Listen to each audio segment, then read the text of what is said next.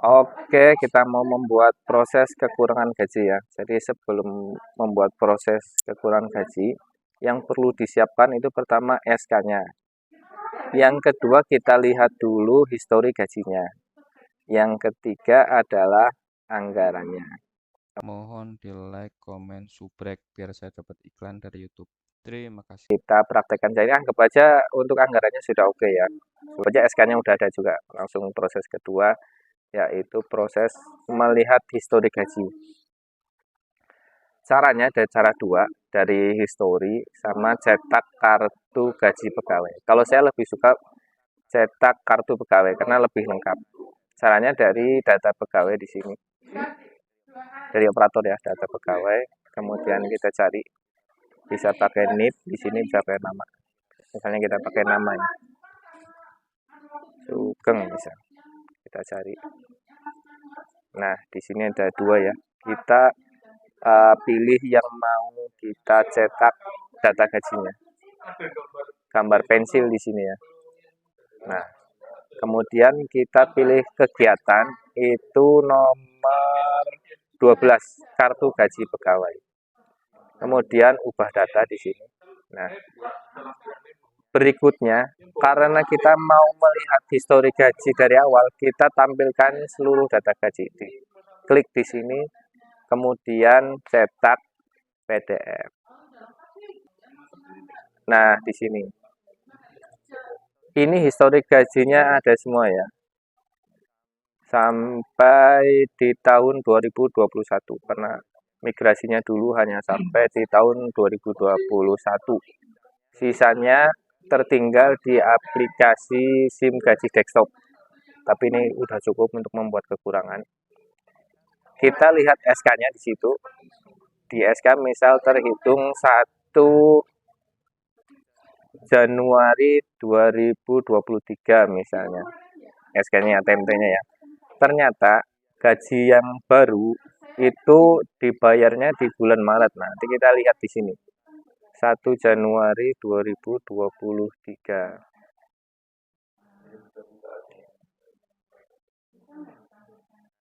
Nah, 1 Januari 2023. Nah, yang perlu diperhatikan di sini adalah posisinya. Pada saat Januari 2023 itu posisi keluarganya itu seperti apa? Ya, ini yang nanti jadi patokan ya, posisi keluarganya. Jadi untuk kekurangan gaji itu posisi keluarganya harus sama ya, antara gaji lama dan gaji baru. Tidak boleh gaji lamanya misalnya 1 anak, di gaji barunya nanti 2 anak. Nah, itu perhitungan gajinya nanti kacau. Jumlahnya jadi terlalu besar. Tidak boleh ya. Jadi harus setara antara gaji lama dan gaji baru. Untuk yang ada perubahan di tengah-tengah gimana? Misalnya tadi gaji lamanya di bulan Januari, gaji barunya di bulan April gitu. Otomatis kan kekurangannya dari Januari, Februari, Maret ya. Misal di bulan Februari ada nambah anak gitu. Kekurangannya gimana? Kekurangannya dibuat 2 kali. Yang pertama, kekurangan yang bulan Januari tanpa anak. Kemudian berikutnya bikin kekurangan lagi yang bulan Februari, Maret. Kekurangan dengan 1 anak. Seperti itu ya. Nanti teknisnya saya jelaskan di proses pembuatan kekurangan gaji. Kita analisis dulu.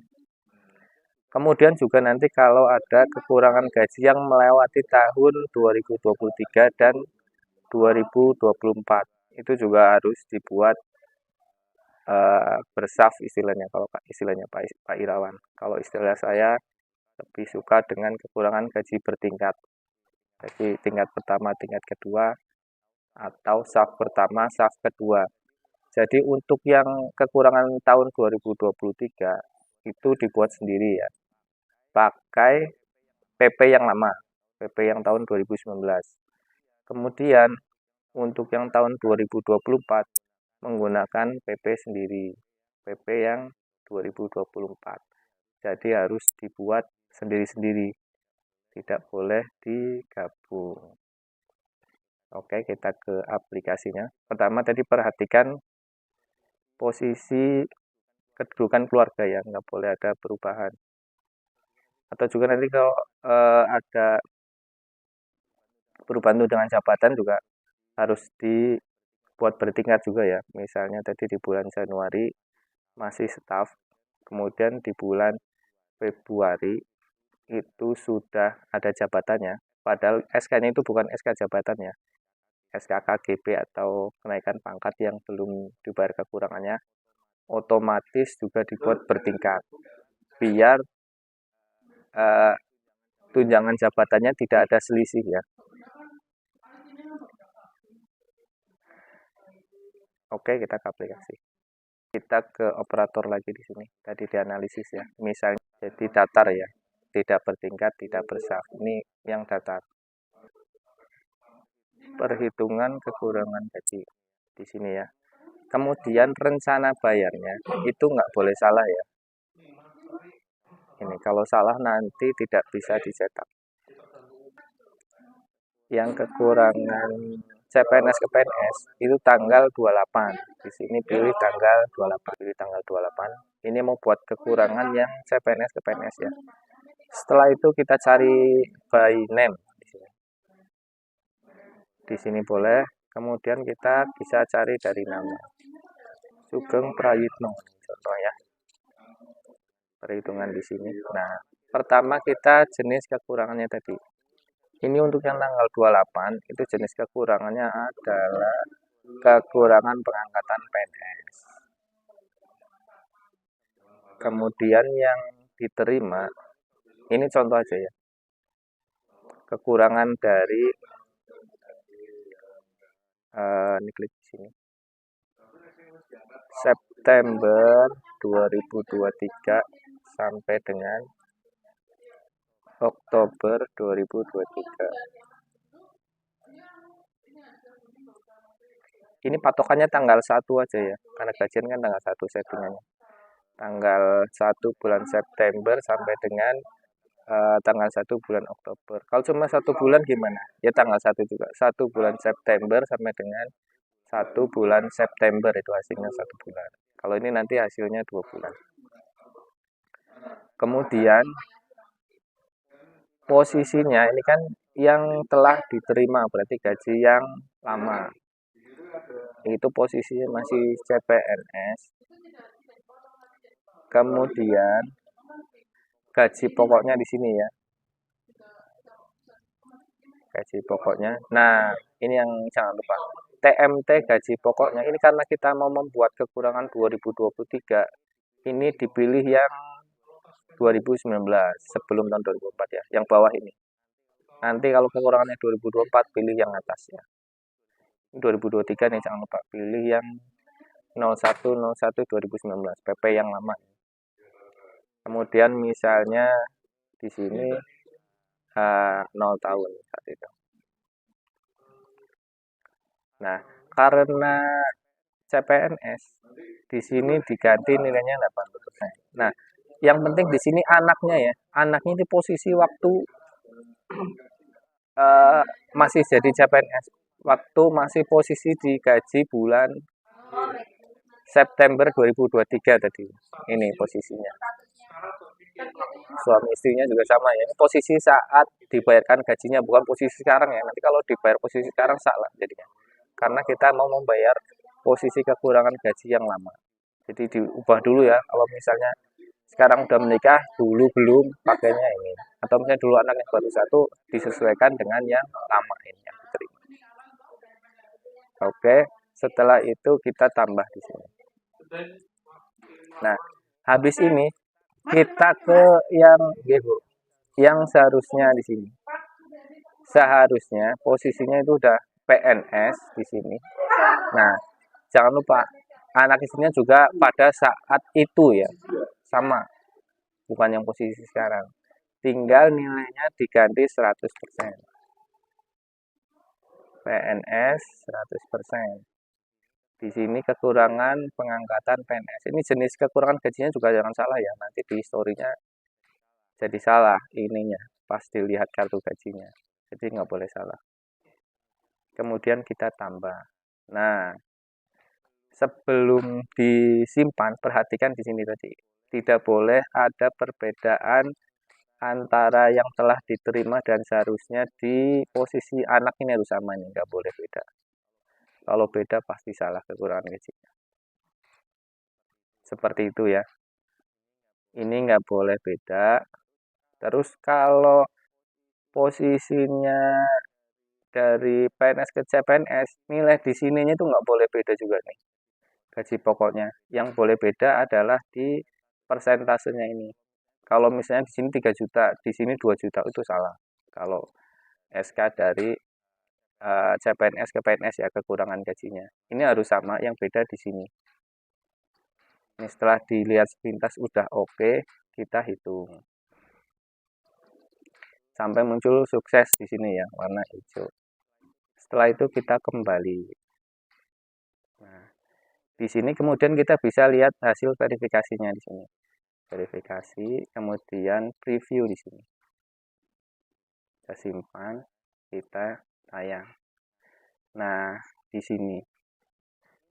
Ini kekurangan gajinya itu nggak boleh nilainya terlalu timpang ya. Misalnya ada kekurangan CPNS gitu. Sebulannya kok nilainya sampai 1 juta, oh itu pasti salah. Ini biasanya antara berapa tadi ya? 200.000 sampai 600.000 lah maksimal. Itu kemungkinannya benar. Ini tergantung anak-anaknya juga sih. Kalau bujang ya semakin sedikit nilainya. Karena ada anak istri otomatis selisihnya juga makin besar. Kemudian yang terakhir yang dilihat lagi ini ya. Total rapelnya ini datanya nggak seperti ini. Ini 1 bulan ya. Padahal kalau dicetak nanti nggak 1 bulan. Patokannya di sini aja. Dari sampai dengannya di sini. Nah ini kan dari September sampai Oktober. Nanti pas dicetak itu hasilnya akan 2 bulan. Oke. Terus bagaimana kalau ada salah? Oke, kalau ada salah, caranya adalah kita panggil lagi aja di sini.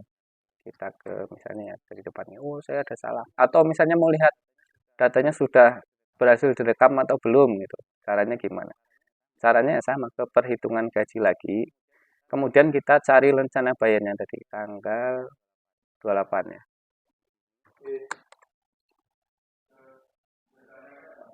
Nanti katanya ada di statusnya bisa dipantau. Nanti kalau ada revisi itu ada. Kita ke perhitungan lagi. Nah, di sini masih ada isinya ya. Itu cara mengeceknya. Cara merubahnya ya sama. Dicari gini terus kita ubah aja. Misalnya, oh ternyata ini dari September, bukan dari September, ternyata dari Agustus gitu. Ini misal aja ya. Tinggal kita ubah yang telah diterimanya nih. Diubah ini, tanda pensil. Kemudian kita ubah di bagian atas ini. Bulan Agustus contoh. Nah ini ya, 1 Agustus sampai Oktober. Kemudian kita tambah di sini. Ini misal aja ya. Kemudian yang bawah juga sama. Kita tak pensil lagi. Kemudian kita ubah di sini. Nah, sini contoh aja 1 Agustus. Kemudian kita tambah. Ini kalau tambah nomor barisnya masih sama, dia nanti otomatis jadi menimpa seperti ini ya. Jadi posisinya sekarang dari Agustus sampai Oktober. Ini ya. Oke. Nah, ini untuk khusus yang CPNS ke PNS. Ini kan Agustus ya sampai Oktober. Padahal tadi yang diminta adalah September sampai Oktober. Kita edit lagi aja di sini. Di sini kita ganti lagi tahun, bulan ya sama 1. Kita tambah. Nanti otomatis berubah ya. Tinggal yang bawah. Iya, Pak. Ini kita ubah jadi September juga. Tambah. Nah, jadi di sini dari September, Oktober. Kemudian seharusnya juga dari September, Oktober. Ini posisi anak istri tadi nggak boleh beda ya antara atas dan bawah. Ini status 3, posisi yang lama masih CPNS, status 4 yang baru udah PNS. Kemudian nanti untuk yang kekurangan gaji PNS ke CPNS, lihat aja di SK-nya ini. Di SK CPNS itu masih sama nilainya nih, karena di SK juga tarifnya 2023. Pakai PP yang 2019. Ini sama ya, yang beda hanya nilai gajinya nih, persentasenya dari 80 menjadi 100. Oh ya, satu lagi, cara hapusnya gimana? Cara hapusnya itu untuk menghapus data kekurangan gaji nanti hubungi admin aja ya. Soalnya ngeri nanti. Takutnya hapus kekurangan gaji yang sudah dibayarkan, nanti historinya jadi kacau. Begitu nggih, kalau ada kesalahan. Kalau mengubah dari caranya, dicari kemudian di perhitungan lagi, cari gambar pensil, diubah. Oke, sekian, mudah-mudahan membantu. Terima kasih.